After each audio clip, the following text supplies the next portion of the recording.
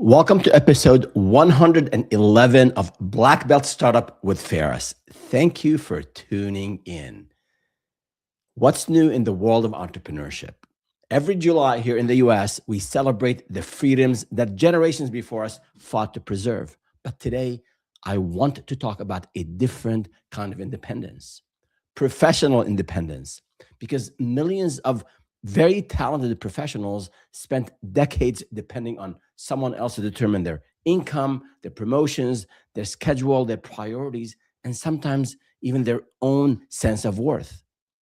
Now, there's nothing wrong with employment, but many people aren't choosing it. They're trapped by it. Not because they're lazy, not because they're incapable, but because they never they've never intentionally built the skills that create options for them, including entrepreneurship.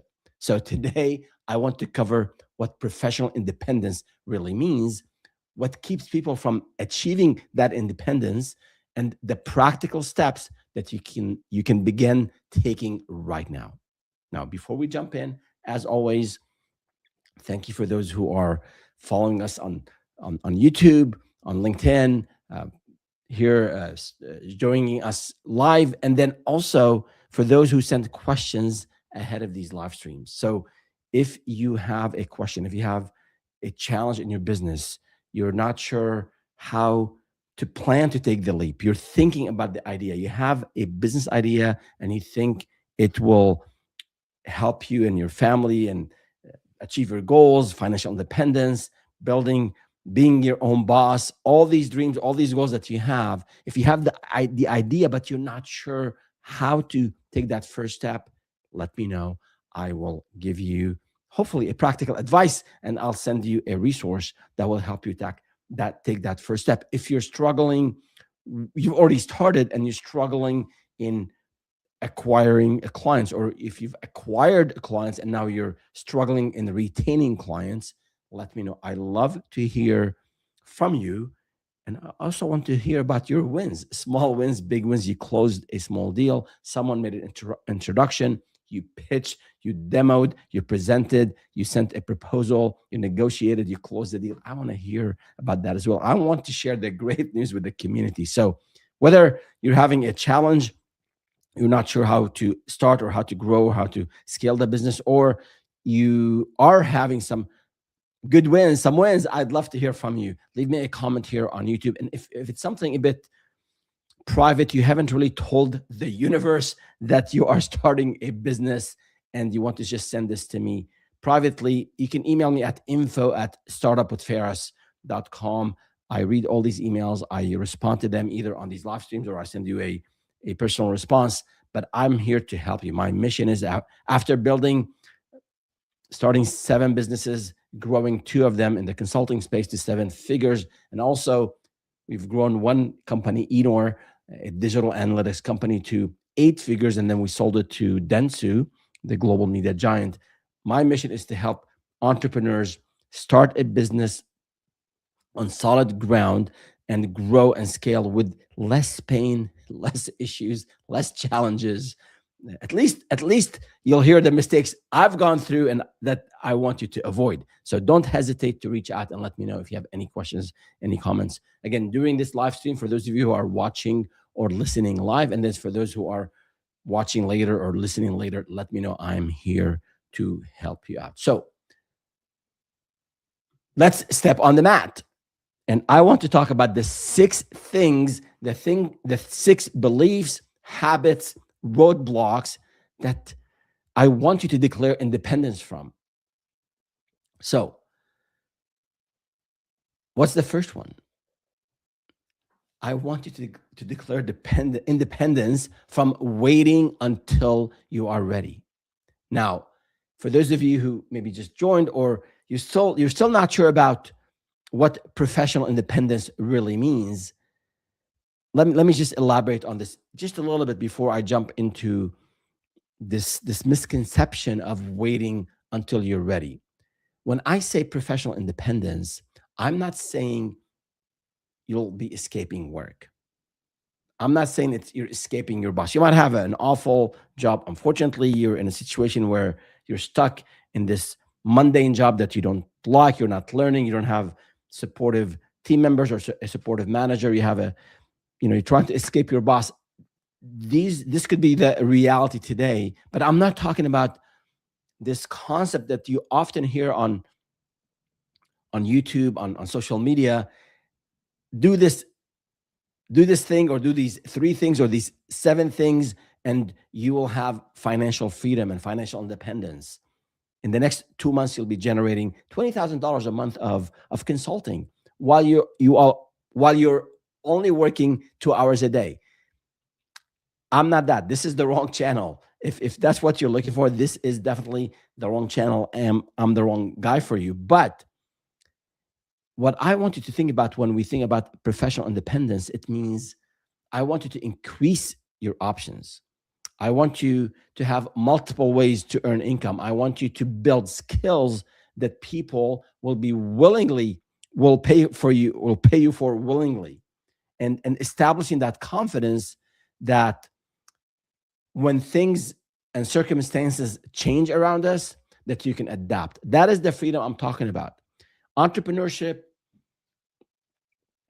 is not that rosy picture. I'm all for it. This is my 7th venture. I'm still counting.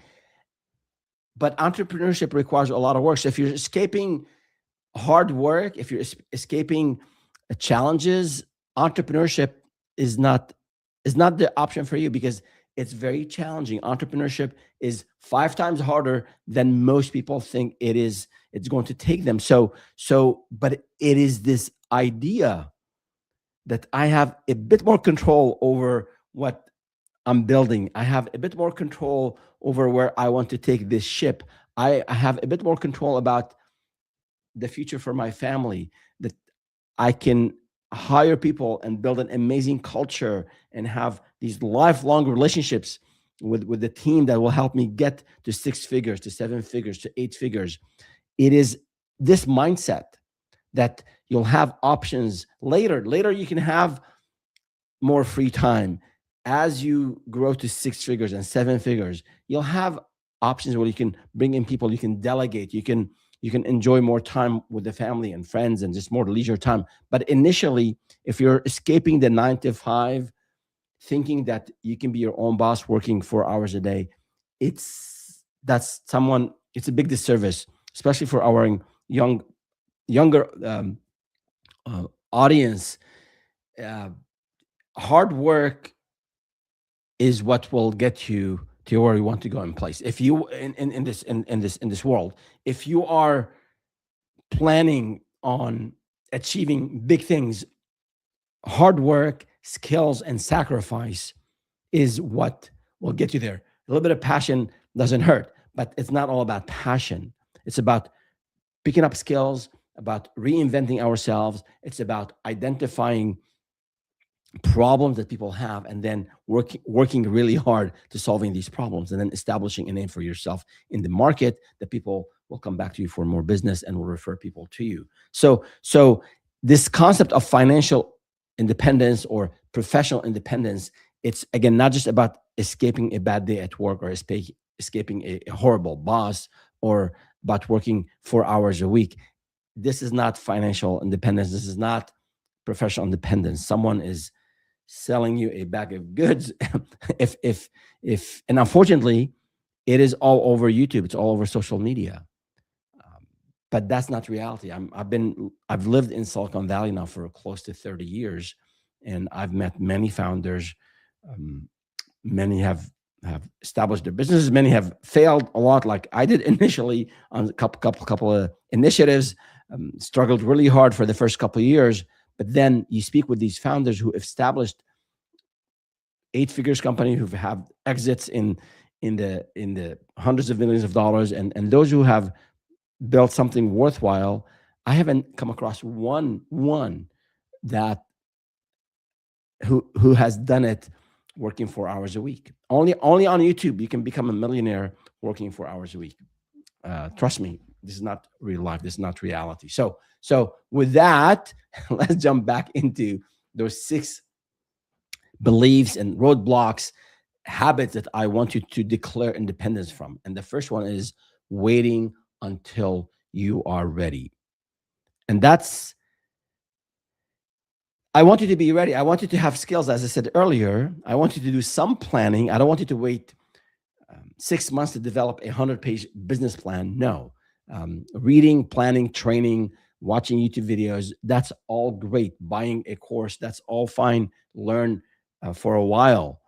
But at one point, you have to, as I always say, you have to step on the mat. And the problem the problem is that readiness usually happens after you take actions, not the other way around. I mean, there's no amount of theoretical knowledge and data that will help you build a sales muscle until you start knocking on doors, until you start going to events and speaking with people, going to a networking event at a local conference or local meetup, or even setting up some sort of cold email, cold outreach sequence. And then at the end of the day, you have to work with clients. You have to get on the phone and speak with people or meet them in person. So your first set of clients, they're not going to come from planning or from research or from asking ChatGPT. All those things are important and they play a role in helping you get ready, but declaring independence from waiting until you're ready will happen when you take action. So confidence is built after you take action. So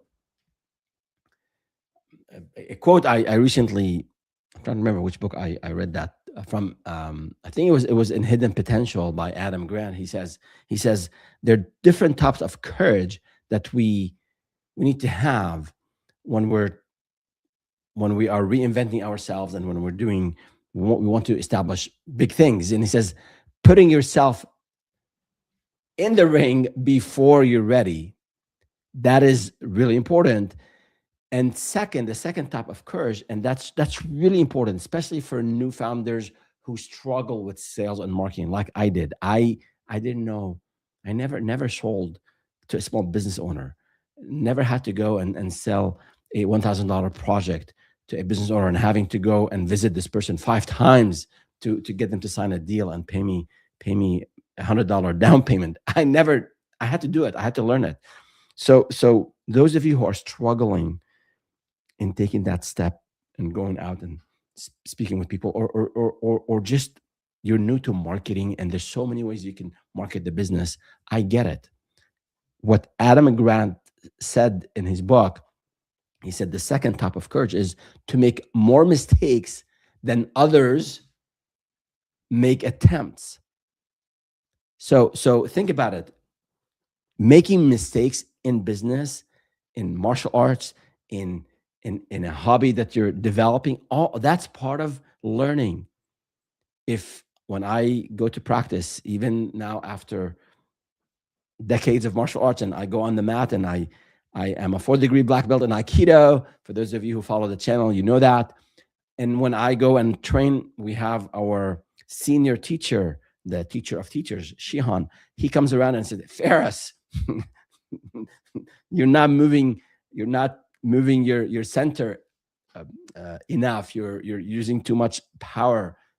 The angle is wrong. So it's annoying in a way that I'm still making mistakes after all these years, but that's how I learn. You have to have that mindset of, if I don't step on the mat, if I don't go out, if I don't send a proposal, if I don't send that email, if I don't get feedback from my audience, I'm not learning. I'm not sure if I'm not getting signals. So getting a good signal, that's great. That's someone, yeah, I like your proposal. Let's discuss your timeline and the price. That's great. But if they say, you know what, your proposal came way too high, or the timeline is the deliverables are way too far out in the future. So that these are all signals. You can learn from that and fix the proposal for the next pitch. You can fix, if you're not sure how to speak with people and you're stumbling the first time you go to a networking event, or you're on a maybe virtual meetup, that's okay.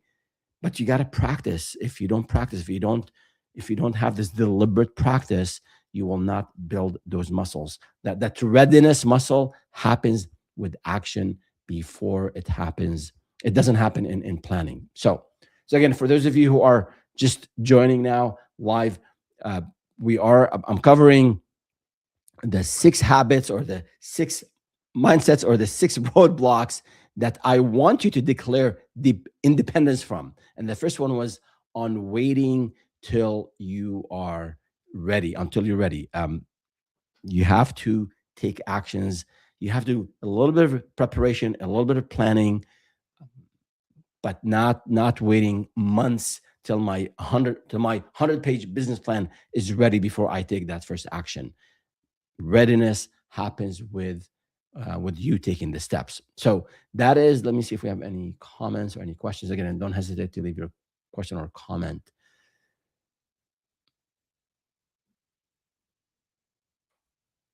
All right, no comments at this point. So we'll move on to the second thing I want you to declare independence from. Declare independence from perfectionism. And we all have some elements of this in different ways, in different aspects of our life. But perfectionism looks responsible that I want to produce a quality pitch, a quality proposal, a quality website, a quality YouTube video. That's great. But you're sacrificing progress if you're just waiting and keep delaying and delaying, delivering something till it is perfect. So while it might feel productive, in reality, it's really that fear of wearing a business suit or picking up the phone and calling someone or sending the email to the old friend of yours to tell them about your business. So I want you to obviously I want you to have a professional website, a professional LinkedIn profile, a professional pitch. So some preparation, some learning is required, and I have a number of tens of videos and a number of playlists on every aspect of the business. So if you're struggling with pitching, just go. If you're struggling with writing proposals, I have the ultimate guide on proposals. I'll walk you through the channel a little bit and point out certain videos that will help you overcome some of these challenges. But I don't want you to wait and keep iterating on your website to make it perfect, because it will never be perfect. Websites are living things. You keep adding to it, you keep improving it. Your offer doesn't have to be perfect. Your pricing definitely won't be perfect the first few times. That's okay. Your first proposal will have major holes in them. That's okay. Again, that's what I experienced. My first proposal was awful. So I created the ultimate guide to writing proposals, and I have an actual template that you can use. And I have 2 AI assistants, one in the ChatGPT environment and one in the Google Notebook LM environment, that you can provide input to, and then it gives you a pretty thorough proposal that will avoid the major issues that I typically see in proposals. So don't wait for the first proposal to be perfect. Even if you use ChatGPT or Claude and you ask it all the questions, you initially, when you're starting a business, or if you're struggling with sales, there's still many areas of the business you're not aware of. They're the known knowns and the unknown unknowns and known unknowns and all of that. So there are areas of the business you don't even know what to ask ChatGPT about or Claude about.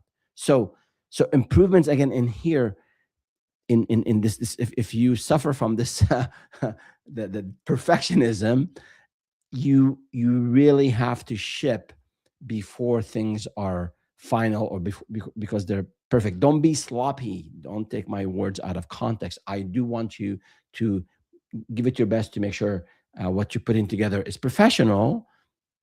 There's no excuse if you have typos or grammar issues in your email or in your proposal, especially today with AIs everywhere. I've got all these pop-ups in whichever environment. If I'm in Google Docs or Google Spreadsheet, like all these AI buttons are now coming up. They want to inject themselves for me to use it to make sure my email is properly written. So there shouldn't be any issues in that. If you send an email to someone or a proposal that has typos and grammatical issues, that's on you.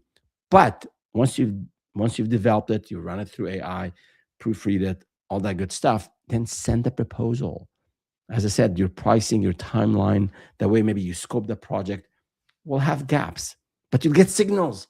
If you send one proposal a month, you're going to get one signal. Maybe it's a positive signal. They sign on that proposal. That's great, but it took me 20 proposals to close one deal early on. Later, after years of practice, our close rate collectively with the sales team we had was 1 in 3. So we went from 5%, 1 in 20 to 33%. And this spans small businesses, mid-sized businesses, Fortune 1000, Fortune 500, Fortune 50. We had Google, we had Salesforce as clients.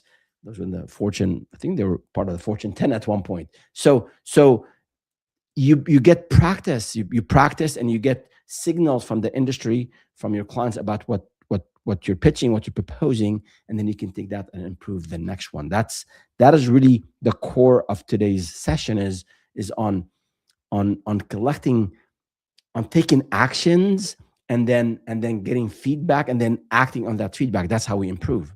So the good thing here is that if you've got something going, you think it's 95% ready, send it. As who was it? Reid Hoffman, the co-founder of LinkedIn, he said,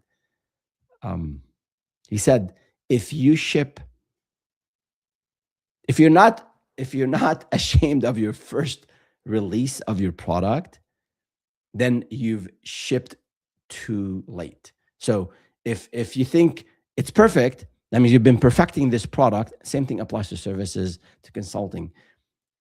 Then you've shipped too late. No matter how complete in your own mind or how perfect in your own mind the proposal is, people will still critique it. So you want to get those signals. You want to go get those reps in as soon as you can. Again, don't take my words in context.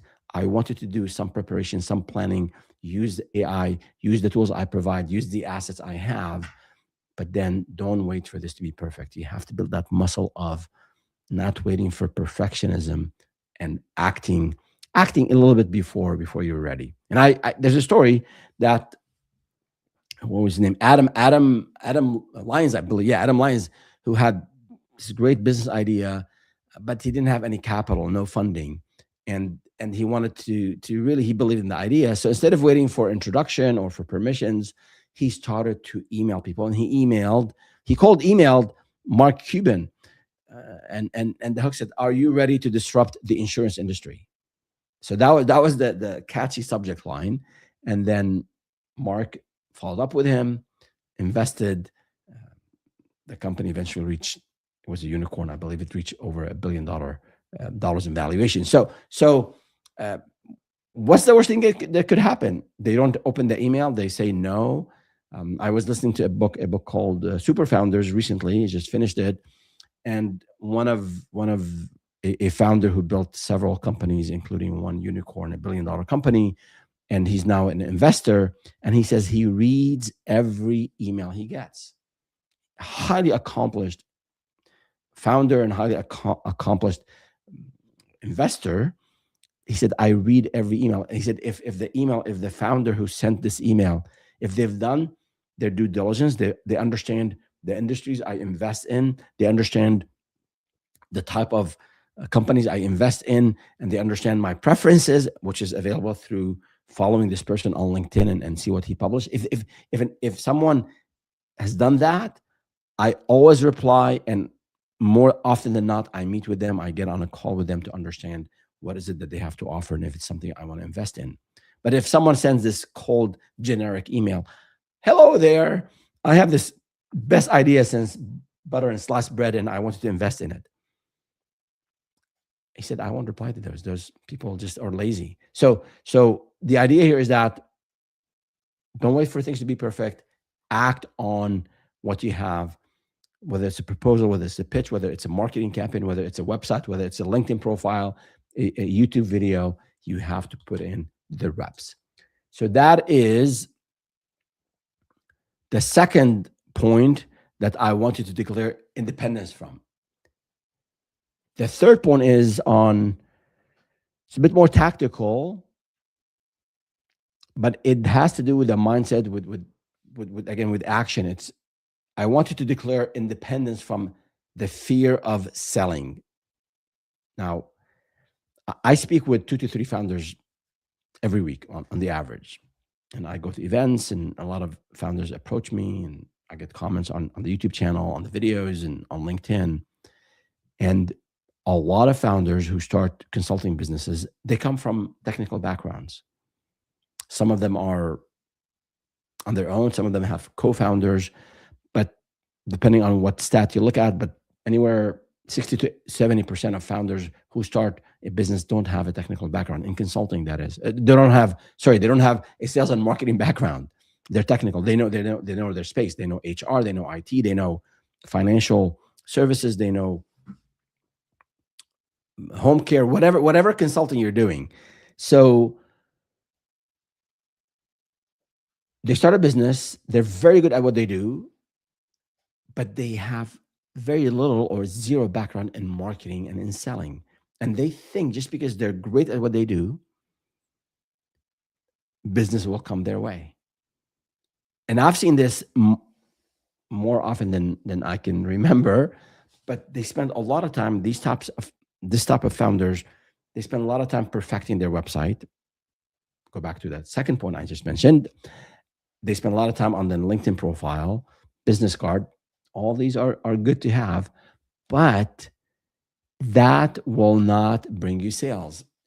It used to be many years ago, 20, 25 years ago, on the internet, build it and they will come. Now it hasn't worked for 15 years. You have to build it, but then you have to go out and get people to come and visit your website, or follow you on LinkedIn and see the value that you add with your content, with your ideas, with your case studies, with your white papers, whatever it is that you're working on.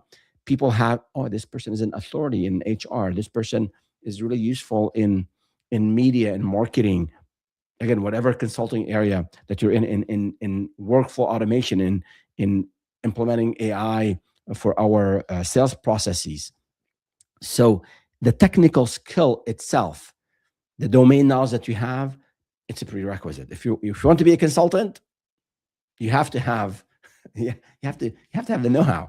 Obviously, if you're a sales and a marketing person, you can partner, you can have a co-founder who's technical, and then both of you you'll complement each other, and then you go out and sell.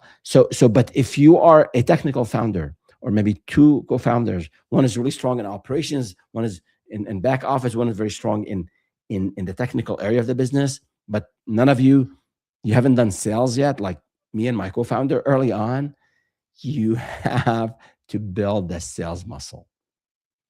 Because as I always say, no sales, no revenue, no business.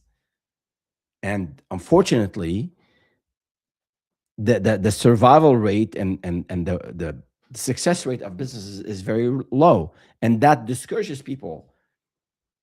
Some stats say 50% of the businesses within a few years, within 5 years, they're just gone. They close. Other stats actually bring it up to like 95% of businesses fail. And a lot of you out there, technical, knowledgeable experts, and you can offer a solution and help clients, but you're hesitating because you hear these stats and people failing in business. And a lot of people maybe in your circle that have tried something and failed, and that adds to the fear of starting a business.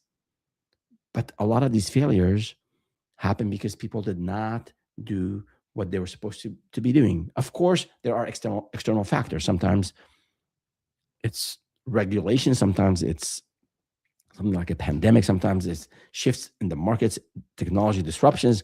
All of those are external factors that could negatively impact a perfect plan. I get that. But a lot of entrepreneurs, they don't take the time, the effort to do some level of business planning, some level of vetting the business idea, and then go out and speak with potential buyers. I'm working with an entrepreneur now, and he's building something, which is great. I want you to build, Don't just wait. But at the same time, they haven't done any validation. They've spoken with a couple of people, and that's it. You cannot build a business based on what you think is good for society or for your target audience. So it is imperative that you start talking to people. And the best way to learn how to sell and how to pitch, as I said earlier, is that you take action. So I remember when I first started, my business partner and I sat down and said, okay, let's do this, right? I couldn't land a job after 7 weeks of sending resumes and being very, very proactive about getting a job after I was laid off. I couldn't get a single interview. It was a very, very dry job market. So we decided to start this business, and we started it, and we sat down, and for a couple of weeks, we put together a plan, a financial plan, a marketing plan, a 5-year vision on what we want to take this business, where we want to take that business to. And after the first week or so, we noticed that we were finding excuses not to be out there. And we had to encourage each other, and we had to muster the courage to go out and talk to people. So we started with our own warm network. And that's how I learned sales. Like, I went to a friend of ours, and I said, hey, I know you know a couple of restaurant owners, and we are building websites. And this was 2003, and people needed websites, and it was a new thing at the time, so people weren't sure if it was a good thing for small businesses. So so so he made those introduction, and actually he was nice enough, he was kind enough to go with me to one of those meetings. And I stumbled, and I struggled, and I stuttered, and I didn't know what to say exactly. But there was that channel, or that trust, support from my friend who knew the owner really well. And he talked to me, he said, this person is reliable, they deliver on their promises. So my pitch wasn't perfect, but with that introduction from my friend, a mutual friend, it helped bridge that gap. So I went back to our home office at the time, and I spoke with my business partner, and I said, that was awful. I was sweating. So I documented. I took notes. Okay, here's what I said. Here's what I should have said. And then we were taking actually some sales courses. We had a set of CDs at the time. I was actually taking a lot of notes, and I would practice all of those statements and questions, and how to answer objections, and how to handle rejections. Like, all of that was theoretical knowledge. But then as soon as I started to go out and speak with people, that's when I put that to practice. And that's when people start to give feedback. Some said, come back next week. Some people said, no, we don't need this. And others said, sure. Took us a couple months to close that first deal, but it took also a lot of practice, a lot of rejections. And the practice was at home initially, the theoretical practice, but then you have to test it out in the field. So if you have a fear of selling, you can do it gradually. And in psychology, and I know we have a comment here. Let me just see. Uh, yeah, just when I acknowledge, I have the two comments. I'll get to in a second, but let me just finish this part. So in psychology, they talk about the anxious brain, the fears that we all have. Some of it is primal fear. There are two ways to handle these fears. Either a gradual, you start to desensitize yourself from whatever you fear, or there's something they call flooding, where you just do it right there. So just go to an event where there's 100 people, and have a goal of speaking with 20 of them. But if you're not that type, you don't want to just jump in the water right away. You want to do it gradually, tip your toes in. Then you can start, maybe go to a virtual event. And maybe the first time, don't speak, just listen. The next time, participate. And the next time, go to a very small gathering in person if you can. And then you can get more comfortable being surrounded by strangers, and then talking about your business. You're not pitching, you're not selling initially. So that fear of selling, I get it, because we hear all these issues. We have perceptions of salespeople. They're sleazy. They're trying to cheat you. They're trying to sell you what you don't need. As a consultant, you're not that. You are a trusted advisor. You are solving a problem. So you have to overcome, kind of erase all these misconceptions about sales, and you're there to solve a problem. And initially, especially in a B2B sale, it usually takes a number of meetings. It takes anywhere from 2 to 8 weeks. If you're selling to small businesses, it could take 3 to 4 to potentially 9 months, according to some stats out there, if you're selling to large enterprise. So one thing at a time. If the fear is of me speaking with people, do it gradually in a meetup, virtual meetup, then go in person, then practice on the way there. And then when you're on your way back, okay, what did I say? What could I have said better? They asked me questions I didn't have answers to. That's okay. Those are not mistakes you've learned. Those are not failures. Those are lessons you learned. The trick here is that to learn from those experiences so you can apply it in your next event. So let me see. We have some comments. So this is from that one guy. Thank you for being here. And let's see. Do you formulate an offer first or have validation calls with your target market? If the latter, how do you get those conversations started? So that's a very good question. Thank you for being on the live stream and for asking the question. So, I mean, you have to have some idea. Let me say, we consultants, we say it depends all the time, right? So it depends. But if you have an idea of what you want to sell, let's just take an example. Let's say like an AI example. I've talked to I don't know, 5 founders in the last couple of weeks on they want to do something with AI, not technical AI, more helping companies adopt AI. So if let's say you've worked for 5 years in HR and you've worked with mid-sized businesses. So now instead of saying I want to sell my services to the world, like I want to do process automation and AI implementation to the universe, I want to do it for HR departments in a mid-sized companies. And if you've have experience, let's say in finance or in tech, in that sector. So you've already done 3 things. You've went from the universe to mid-sized companies to HR departments in, let's say, in the healthcare industry. So you've already niched down enough, I think, to start identifying people you can speak with about your idea. So some level of, we call it niching, market audience or target audience definition, your ICP, ideal client profile, some level of definition, I think is really helpful. Enough to, I think, as Rob Fitzpatrick in his book, The Mom Test, he said, enough where I know I can find places where these people are.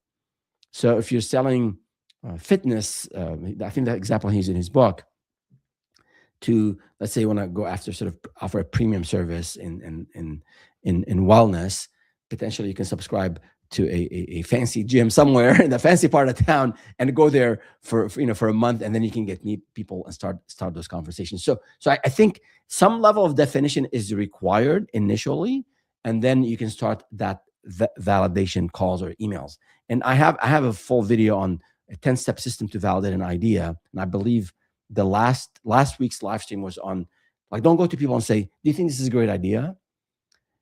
Most people, especially people who know you, your parents, your siblings, your family, they're too polite, they're too nice. They'll say, yeah, great. They want to encourage you. So you don't want to say, is this a good idea? You want to ask about, have you run into these kind of problems? So ask about the past. How have you solved these problems? Did you have workarounds? Did you hire people for it? So dig into how people, if people had those problems, and then how they've solved and how they've looked into it. Maybe there's a very cheap workaround, and then whatever idea you have to solve this problem just won't make sense because they can do it very cheaply, right? So very inexpensively. So that I would prepare. I would first define the audience and where are they? Are they online on Facebook groups, on LinkedIn groups? If you happen to live in a city where they have local meetups, I'm a big proponent of being out there meeting with people. You learn so much. You establish connections. You find your future employees, future customers, and you get to practice. So to the extent that you can, be out there connecting with people. I think that, and ask the right questions. And if you're really early on, you're still in that vetting and validation phase, you're not pitching yet. You might have this urge to pitch. I would say if you're still early on, you want to get signals from the market. And if you speak with, and I'll share this in a second. I have this 10+5 um, worksheet and process where I wanted to speak with 10 people and research 5 competitors. And the result of this exercise will really give you what you need to know about a business, about the business idea. And if you get 10 people to tell you this is not something they'll buy, this is not something they have an issue with, it might feel awful to you that you thought it was the best idea and everyone is saying no, no, no. That's a gift, man. That's really a gift, because you're not now, that kind of signal will now prevent you from spending months of time and potential a whole lot of money on marketing of something that no one has a use for. Let me actually share this spreadsheet. I will put it in the description. Give me just 1 second. I have it right here. Where was it? But I want to just spend a minute on it. It really helps with, and I know we have a couple. Now hello, my computer. Okay, no, not this sheet. Give me 1 second.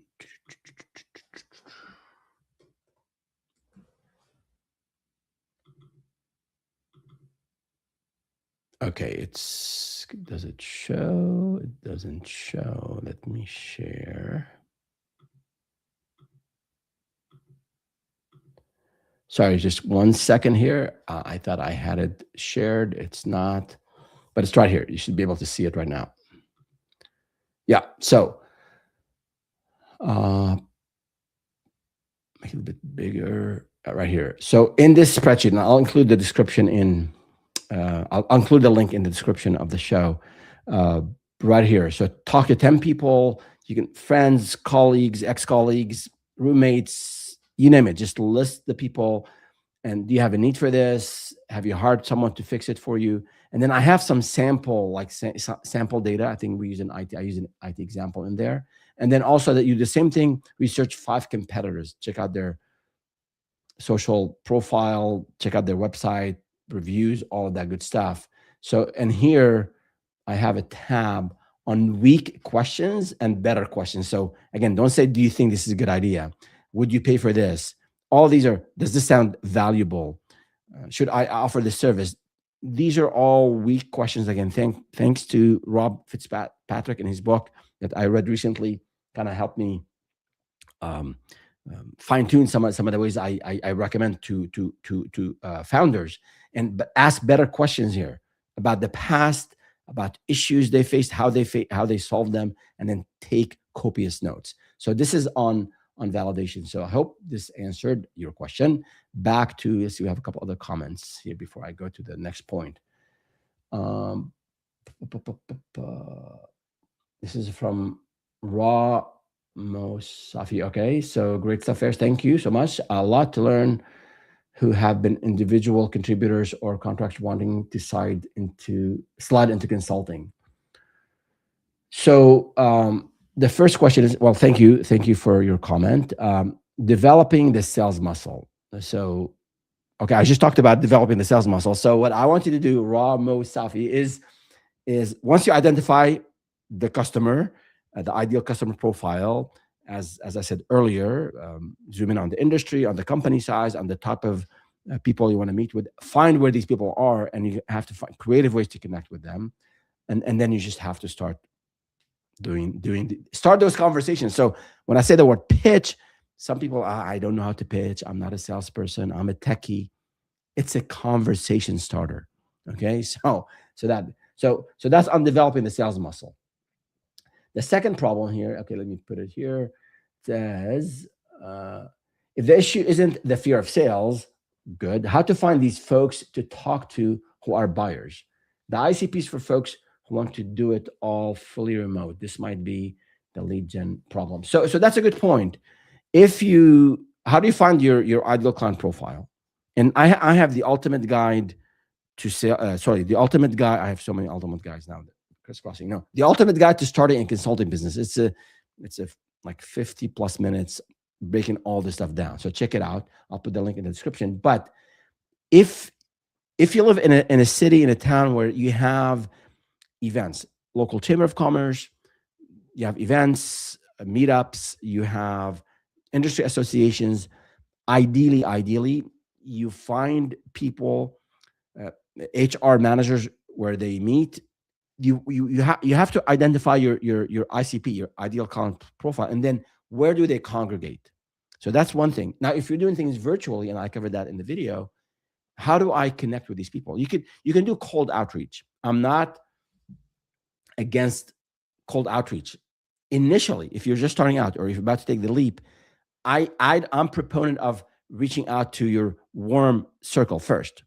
Cold outreach has a place, has a time, but initially, if you're validating, if you want to tweak your messaging, you want to tweak your pricing, find people in your network who are the ICP, and then if that's not the case, do they know an ICP? So for example, let's say back to our HR example. So we said, I want to sell to HR managers or HR directors for mid-sized companies in the healthcare industry. So in your network, if you have, let's say, 1,000 people in your network on LinkedIn, you can go to settings on LinkedIn, download that list, and then see which of these people work in mid-sized companies in healthcare. So from 1,000, you might have 20. So then how do I reconnect with these people? And again, in that video, I shared actually examples of emails you can send out. And basically, you reach out. And if you've maintained a good relationship with these people, then it's an easier outreach. But if not, hey, we met at this conference a couple of years ago. Hope you're doing well. On my end, I started a business and I focus on this. And I'd love the opportunity to speak with you to learn more and validate what I'm doing. That's totally okay. Most people want to help others. So initially, if you're in this validations phase, don't sell. I'm not it's hard for me to say don't sell. Always be selling, of course. But initially, you really have to get some signals. So do that for a couple of weeks, but put a target. Identify ways to find answers to your questions in person if all possible. But if you can't, if you're in another country or if you are in a small town, you don't have access to things, see if you can invest a little bit of time to travel to a place where you can meet people in person, or start doing active outreach to people in that you want to sell to, or people who can connect you and know about the problems you're trying to solve. So I hope this is helpful. The next one here is we're talking about sales muscle. Yeah. The next one is, let me put it here on screen. If you were going to start from scratch and you wanted to validate B2B offerings for consulting, how fast could you get conversations to validate market pain points? Assume no warm network, and how? Well, if you don't have a warm network, that's tricky. I don't want to, you know your network better than I do, but I want to question that for a little bit. Like, you don't have anyone. If you're a student, I speak on college campuses I love helping the next generation of founders, the younger folks. And I tell them, even if you're a student, if you're junior or you're senior, you still have time to connect with your professors, with guest speakers, with people you meet at events on campus. And the funny thing is, sometimes I speak to a class of 100 or 50 students, and I say, apply what I'm telling you. Go and set up a LinkedIn profile. A lot of them already have it. And then reach out to guest speakers and connect with them. A lot of these older people would love to help the younger ones, the students. And the funny thing is, out of a class of 50 students, maybe maximum 5 would reach out. Now, maybe I bore them to death and they don't want to talk to me. That's possible. But in many cases, I'm there to help you, and free. No, there's no catch. I'm not selling. I offer a few slots every week, pro bono, no charge. A lot of people help me along the way, and that's how I give back. So a lot of people don't ask. A lot of people are afraid of asking. A lot of people, they're not ready, sorry to say, they're lazy. They're not putting the time to put. They're not putting the time to reach out to people. So I want to question, or at least assume no warm network. I want to question that assumption, because even if you're a student, you should be able to access a network. And then if not, I mean, go deep into college, high school friends, college friends, people at the gym, people in a previous job, vendors, suppliers. There's just, there has to be someone around you you can bounce off ideas. Now, the one thing I want you to avoid is to talk to people who've never done entrepreneurship or who have no idea about business. If you ask these people for feedback, you're going to get bad and wrong signals. And getting the wrong signal is worse than getting no signal, because that a wrong signal, a bad signal will send you off on a tangent away from your goal. So I would say it's never too late to start a network. I remember early on, before we had Facebook groups and LinkedIn groups and Reddit, we had these things, Yahoo groups. These were forums. They're still available, and people would ask questions, and then you have people within the forum answering. And I remember I added that on my calendar every day. I would go and read all the questions, and wherever I could offer value, I would provide no charge. I would just give my feedback, my thoughts, and eventually, and that's when we pivoted and started to focus on analytics. And I started to offer some useful tips. Eventually, people would email me privately with questions, and I was generous with my time answering questions, and that led to numerous deals over time. I never, not once, I pitched on that forum. I was always answering questions. So you have to kind of, if you can't do it in person, because you don't have a warm network, as you mentioned, two things I'm asking you to do, I'm recommending that you do: build a network. Three things. First, build a network. Second, dig deeper and identify people that you can reach out to and speak with. And third, find where these people are and become an active participant in that community. If you can't do it in person, there are virtual online options. All right. So let me go to the next point, and then I'll come. I know we have a couple other comments, but let me go to the next point here. Actually, let me answer that last question we have. So your first started years ago, I believe it was data analytics, and did really great. Thank you. And what would you offer today based on your market experience to B2B versus B2C, and how connecting to black belt journeys? So yes, I mean, my first business was back in 2003. We struggled a lot for 2 years. So I think a lot of the lessons still very applicable. At the time, web design and online marketing were cutting edge. I mean, imagine, now we take it for granted. You go and search Google, or you search Google as a verb now. People didn't know what Google was. People laughed when I said Google at the time. Or we go on ChatGPT or Claude and we ask the question and we get the answers. So when we were going around and saying you can sell online, that was as new and as novel as sort of AI for business today. And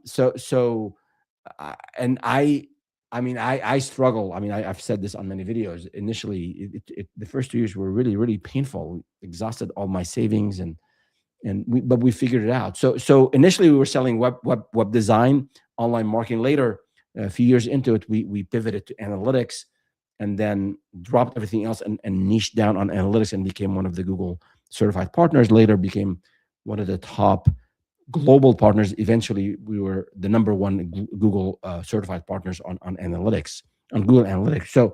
So I think the mindset, the type of service, and the pricing might have been different, but I can tell you, with the 7 ventures that I've started, and I've always started with co-founders. So I use the word we most of the time, because it wasn't just me. But with the 7 ventures, that process is the same. So it took us about 7 to 8 years to reach 7 figures in our first business. And then we did learn. And then the second business in consulting, it took us about half the time, about 3.5 years, to reach seven figures because you learn a lot. I still didn't do it in 6 months, as people claim on YouTube. Maybe I'm not smart enough. I don't know, but I know it takes a lot of hard work, especially in consulting. It's not like you're building software. So I think in terms of what to do today, what to offer today, I do have a recent video on 26 ideas for 2026. So if you really want to have your own business and be your own boss, but you're not sure what path to take yet, check out this video on the 26 ideas for 2026. Let me share. I think I have the channel open. Let me just share that with you here, so you know which video I'm talking about. Here, there's a couple of videos I want to share here.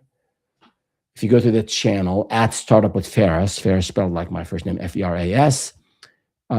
This is the video I mentioned earlier, how to know if your business idea will succeed. This is on vetting a 10-point system. And then this is here, quit your day job. That's a bit of more aggressive than I usually have thumbnails, but it's 26 profitable business ideas for 2026. So check that out if you have questions about what idea to pursue. But with that, I want to say ideas are a dime a dozen. They're always ideas. So you have to do some validation, but the best thing is to map your skills. So the market demands has to be there. Data entry maybe not the best thing to get into these days, right? With AI. So there has to be a market demand, but you want to have the optimal way. If there's and I cover this in detail in the ultimate guide to starting a consulting business.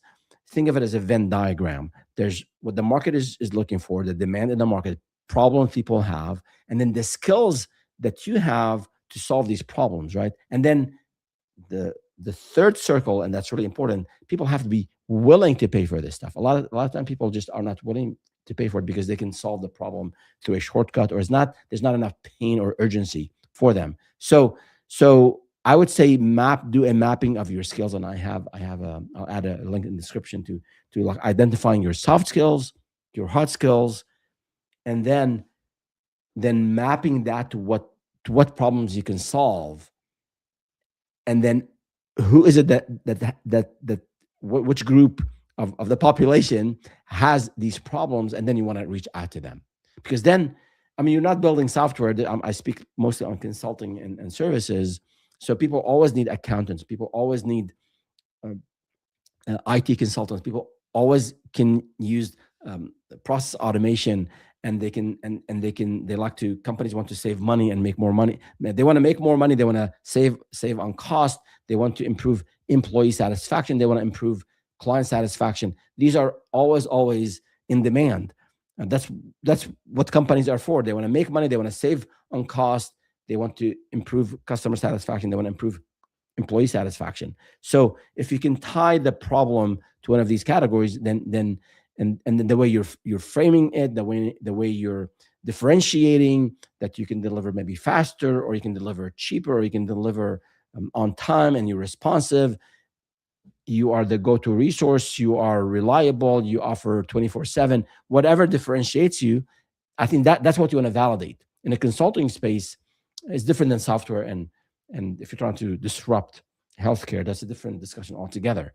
But in consulting and services, it's what will make you the consultant unique, and it's the skills, the hard, the soft skills, the way you approach things. That's what you want to build some traction around. So I hope that's helpful. Let me know. You can leave a comment if you have more questions, or you can email me at info@startupwithferris if you have something more specific. Good, great. So now on to the fourth point I want you to declare independence from, and this is really, really critical. It is declaring independence from imposter syndrome. I think we've all experienced it. Some of us might admit to it, some of us might not, but almost every successful entrepreneur has experienced imposter syndrome. Whether you're doing a pitch, you're doing public speaking, you're publishing a blog post, you're going to an event. Do I know this stuff? Am I capable enough? Can I deliver? Can I sell? Are people going to laugh at me? Do I speak funny? All of that. So the difference between successful founders and those who struggle is that, as I said earlier, the theme of this live stream is taking actions. Confidence is built through evidence. You're not going to be perfect, as we said earlier. You're not going to be 100% ready. But every conversation, every proposal, every new client, a new delivery, every successful project, that's where confidence compounds. So declaring that fear of imposter syndrome is not saying it doesn't exist. Is not negating or saying, "Hey, I'm courageous, I'm brave, I'm strong, I'm confident." No, no, no. I get it. We all it comes to us and to our mind, depending on our upbringing and the way we look at the world, and if we've done it before or not. If I'm doing a demo, a martial arts demo, sometimes you have senior teachers watching, like, what are they thinking about my techniques? It happens even after years and years of training. Same thing in business. So I think it's important to recognize it, that, hey, I've done my homework, I've prepared, I have 5 years, 10 years of experience, I've researched the client's industry, I've researched the typical objections, I've done some competitive research, so I've done my homework. That preparation should help you mustering the courage to overcome this imposter syndrome. Don't It's there. It comes to us in different ways. It plays with our mind, but to overcome this fear, you just, as I said throughout this whole live stream, it's about taking actions. That's really what's going to help you overcome that. So, but preparation. Um, I think it was Eisenhower who said, the plan is nothing and planning is everything, because the first time you put that plan into action, something will go off. Mike Tyson, the fight plan goes out of the ring, out of the window after that first punch. Then you come back to whatever you trained yourself. When if in martial arts, or if you're doing some light sparring, you're practicing a specific how to defend against a specific kick or a specific punch or a specific move. You and your partner are working in a specific structured way. Now, when you go into freestyle sparring, you don't know what's happening. So you're going to go back to whatever your training is, your mindset that I can deal with this. You're not going to stop breathing. You're not going to run away. You're not going to be stiff. You're going to the extent that you can, breathe and let the muscles that you've built do the work for you. There's just not enough time to think. And the same thing in business. You do your preparation, you prepare your pitches, you research the event that you're going to. If you're going to a conference, of staying with our HR example, if you're going to a meetup or a conference for HR managers, just research the heck of the needs of HR managers this year, right? Mid-sized businesses, what sort of challenges? Probably they don't know how to adopt AI. How do we? There's so many tools out there now to screen candidates and to optimize the whole hiring process, but people are not happy with it. We're very efficient in collecting resumes and screening resumes, but we're not finding and hiring the right talent. So you can come in as an HR consultant and help solve that problem. All right, so good stuff. Moving on, we have two more points and habits that I want you to declare independence from. And number 5 is declaring independence from believing that expertise alone creates opportunity. As a consultant, you have to have some experience. You have to have some expertise. Ideally, you've built a few years. Ideally, you have a few years under your belt with the technical area of your domain knowledge. Your domain knowledge spans maybe, again, HR, IT, automation, consulting for dental practices, then the consulting in healthcare, in finance, in streamlining billing processes, whatever it is that you have experience in, that is foundational in consulting. Now, you don't have to be a top expert. You don't have to be an author and you've published 3 books on the topic. No, you have to know, you have to be a couple of steps ahead of the customers you're serving. So I speak with a lot of people who want to get into AI as in applied AI, as in helping companies adopt AI. So you can look at what I tell people, look at what the McKinseys and the PwCs and the Deloittes are doing for large clients. You can, and that's all public information. You can take that and refine it and take parts of it and apply to small businesses, because businesses of all sizes want to get on this AI adoption wave. Some of it is hype, some of it is real. So you can be the consultant who can come in and help the HR manager, again, using that same example, optimize their hiring processes, optimize their employee performance processes, and identify things that can be automated and things that cannot and should not be automated, dealing with people issues, making sure people feel they're heard, having one-on-one conversations, educating managers on how to deal with awkward situations and how to provide feedback, constructive feedback to their team members. Those are things can be facilitated by AI, but you still have to train those new managers on how to deliver the message, right? You can't, AI can give you maybe what to say and maybe how to say it, but you still have to, you have to have that empathy to show it to for the managers to truly believe that they want to help their team members, right? So you as a HR consultant, you can come in and do all of the above. So you have to have experience in that area, and but you don't have to be two things. You don't have to be a top expert. You can have zero experience and sell consulting, unless your co-founder does have that experience. But you don't even have to be you don't have to be a top consultant. With that in mind, that experience is not sufficient for you to start a consulting business.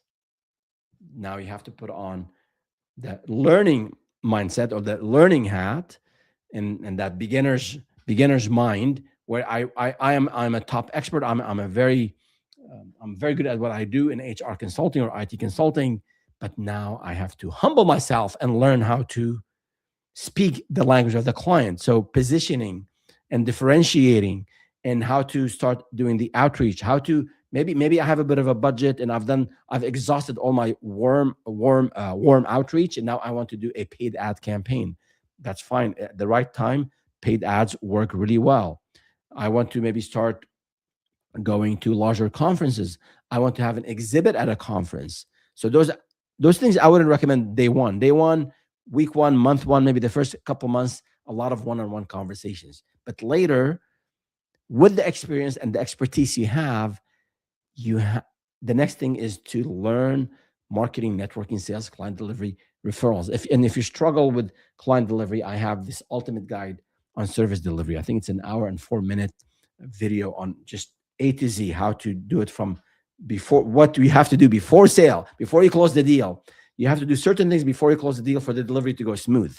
Certain things you do before you sign the deal will make the delivery journey terrible, horrible for you and for the client. So check out that video. I'll put the link again in the description, so that you have access to it if you're struggling with delivery. But none of us were born knowing all this stuff. We might have spent 5, 10, 15, 20 years in one industry, in one domain, but part of entrepreneurship is learning these other aspects of the business. Okay, so that is the fifth point. That was the fifth point on I want you to declare independence from, and that's the imposter syndrome. So the sixth and last point is on building the capabilities that create this independence or this freedom. And it's really, I want to emphasize this. I said this at the beginning. It's not about overnight success. It's not about overnight independence and financial freedom. It's about a collection of capabilities. So professional independence to get to your goal, to your dreams, it's picking up and learning these skills. I mean, I read a lot. After all these years, just in the last, I think, 3 4 months, I read 5 books on founders and the founders mentality, the founders dilemmas, the super founders, the mom test. Um, uh, there's a book on shoveling stuff. So it's a family friendly show here. So all of it about, yeah, I know a lot of what's said, but it's it's good to validate some of your thinking. It's good to hear other perspective on things. It's good to hear other people's experiences. So even after all these years, all this gray hair, I'm still learning about entrepreneurship. And when I speak, even with young folks, young students, or young entrepreneurs, or people who are just older entrepreneurs who want to go onto their second mountain or their third mountain, I am all ears. And I sometimes find the tendency of, I have so much to share at times, it feels like, but I want to understand their situation, their their environment, the struggles they're going through, because then my comment or my recommendation will be more applicable, more valuable. So learning how to run back office, learning enough about accounting, but don't do your own accounting. Find a bookkeeper. Learning enough about legal, and then get a lawyer. Learning about how to deliver a service. All of that is capability. And one thing, for those of you who haven't taken the leap yet, and there's data on this, if those who make it big, especially if this is for tech and software, but the same idea is applicable to consulting and services. One of the differentiating factor between those who make it to a unicorn, to a billion plus dollar company, for this versus those who don't, is that a lot of 60+% of them have done some sort of startup before. They founded other companies. They might have failed, they might have done well, uh, but they had that experience. For those of you who are who have time and have some bandwidth, because if you've just laid off, it's a different setup. I'll talk about that in a second. But if you're working in corporate today, and you really want to be your own boss, and you really want to have your own business, and you want to be a millionaire in a few years after you set up that business, the perfect time, the most optimal time to start a business is to dedicate time while you are working full time to plan for this new business. So the sixth point here is about building capabilities. So while you are working full time, if you're serious about starting a business, spend an hour a night, a couple hours in the evening, half a day or a day on the weekend, to dedicate it to this idea that you want to turn into a business. If you can do it, I'm not a big fan of side hustles, long-term side hustles. If you need it for a short term because you need cash right away due to life circumstances, if you need it to just as a hobby, that's okay. If you want to do it to learn business skills, that is the most optimal way. Is that I'm building the skills that I need, so that when I decide to start and go full time on my business idea, I've already done it a little bit. So, but if you're laid off, you don't have that luxury. You do have the luxury of time, although being laid off is awful. I went through it. It's very difficult. So you have all my support, and I have a lot of resources on what to do if you're laid off. Check out the YouTube channel. But if you're laid off, you have a financial runway. It could be a 2 month or a 3 month or a 6 month financial runway. So you have to act very, very quickly. But the one advantage that you have that the rest of us don't have is that you have a lot of time on your hand. So, and if you're still not sure about starting a business or going back to corporate, even after you were laid off, you can dedicate 4 hours a day looking for a job, and then 4 hours a day for validating your idea, and then maybe a couple hours a day, 3 hours a day, picking up skills and staying current, so that whether you're applying for a job or you're starting your own business, you're also building the skills that you need. And if you add up all the hours, they add up to more than 8. Yes, because if you're serious about life and serious about starting a profitable business, 8 hours a day will not cut it. You have to put a lot more time. And if your life circumstances, family, aging parents, sickness, don't allow you now to put 10, 11, 12 hours a day initially, maybe that's not the perfect time for you to start a business. You cannot start a business and be successful at it putting a few hours a day. It just doesn't work. No matter what you hear on YouTube, no matter what you hear on social media, fake news, it doesn't work. It does require, no matter what system you use, even if you use all of the tips and all the recommendations I have, it's still going to take you a lot of hard work. Initially, I'm not saying you work 12 hours a day for the rest of your life. You could do that and you'll be achieving great things, and bigger things than you probably ever dreamt. But at times, you could be satisfied with what you've accomplished and you can dial down what you're working on and then hire people to help you grow and scale. But initially, there's no escape. So take the time, whether you have a full-time job and you're doing this on the side, or if you're laid off and you want to have your own business, take the time to learn new skills, the gaps that you have, to help you cross that bridge or take that leap into entrepreneurship, whether it's a sales gap or a marketing gap or just a confidence gap. Doing something on the side without, obviously, while taking care of your employer and doing all your obligations. So doing something on the side, which will eat up the time that you have for leisure, for watching TVs, for watching soccer, the World Cup or whatever you're watching. The time has to come from somewhere. And typically it comes from leisure. I want you to, and I'll end with this, I want you to maintain all the important relationships in your life, whether it's your spouse, your life partner, you have siblings, you have friends, you have a community, you volunteer, aging parents. Those should not be sacrificed at the expense of entrepreneurship. You can always, those relationships are key. They'll give you the emotional, the psychological support that you need on this journey of entrepreneurship. The journey of entrepreneurship is hard, is long, is difficult. So if you have issues at home and you feel there's a lot of challenges at home, then you can't really perform at your best at work. So always take care of your relationships, and then let everybody know that you are serious about entrepreneurship. Then you won't have as much time to maybe spend with them, but you can do the bare minimum to maintain these relationships for the first few months, for the first couple of years. And later, those who supported you, those who sacrificed with you, take care of them, spend more time with them, shower them with gifts, whatever it is. But always maintain these key relationships. So you just have to give up on hobbies, on sports, on leisure, while maintaining your sanity and doing some physical activity and staying healthy. So enough on that. We covered six different ways or things I want you to declare independence from.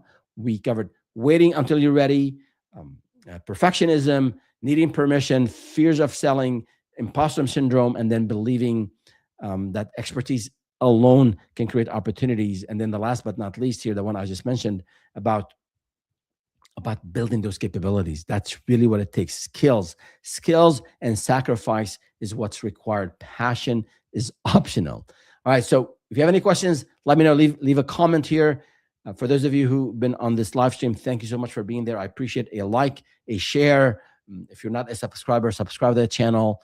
And if you have a specific question, you don't want to put it out there publicly, you can email me at info@startupwithfaris.com, and I'll be more than happy to answer. See you next time. Tuesdays at 3 p.m. Eastern, at noon Pacific. Come with your questions. Happy to be of help.